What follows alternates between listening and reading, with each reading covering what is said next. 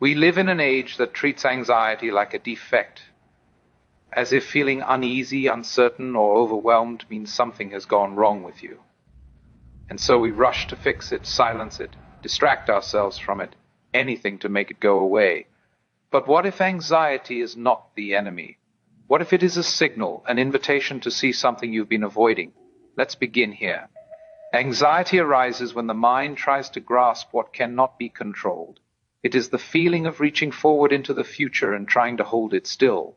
But the future, by its very nature, is fluid. It cannot be pinned down. And when you try to force certainty out of uncertainty, tension is inevitable. You see, anxiety is not caused by life being unpredictable. It's caused by the demand that life should be predictable. Think of a tightrope walker. The rope sways. That's what makes the act real. If the rope were rigid, there would be no skill, no dance, no art.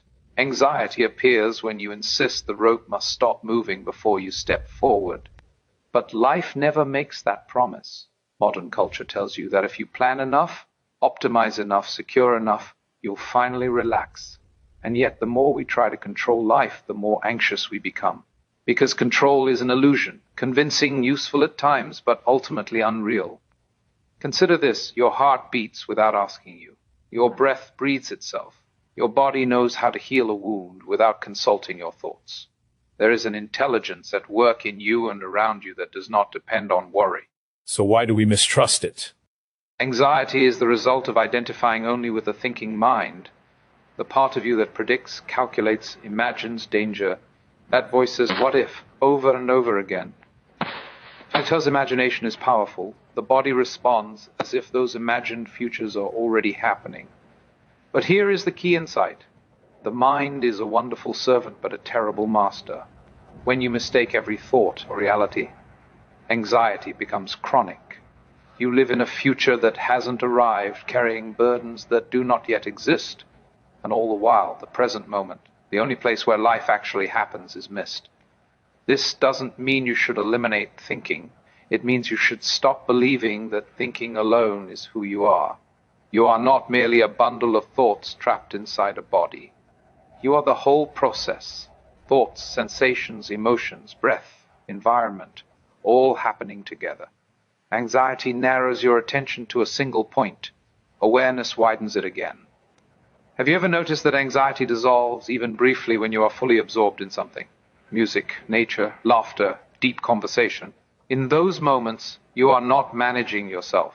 You are participating. That's because anxiety requires self-consciousness. It feeds on constant self-monitoring. How am I doing? Am I safe? Am I enough?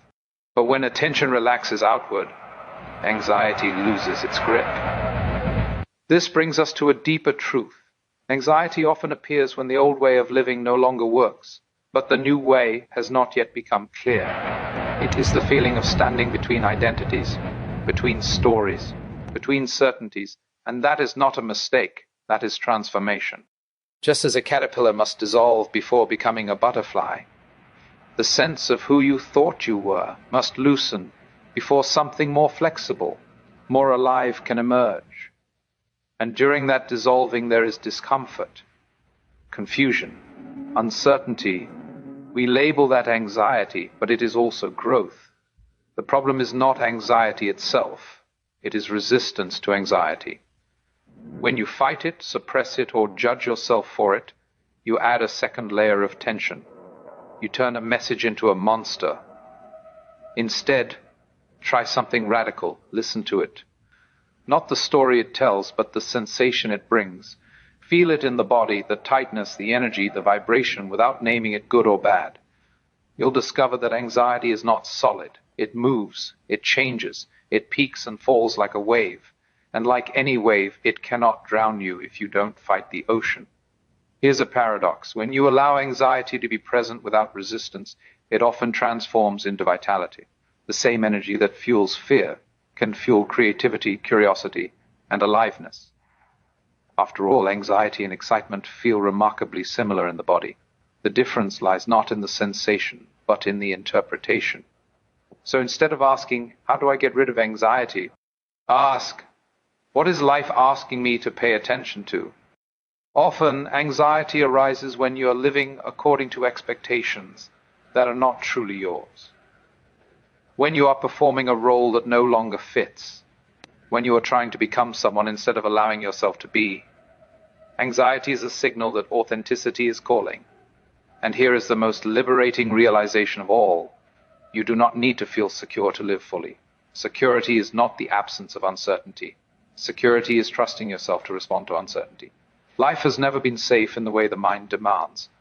And yet, life has always been alive, vibrant, creative, unfinished. That is its beauty.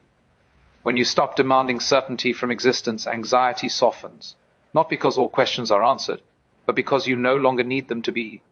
So let anxiety be what it is, a reminder that you are awake, that you care, that you are standing at the edge of the unknown, which is where all real living happens.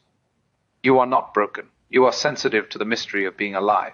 And when you stop fighting that mystery, anxiety ceases to be a threat and becomes a teacher, not telling you to retreat from life, but inviting you to step into it, fully, honestly, and without armor.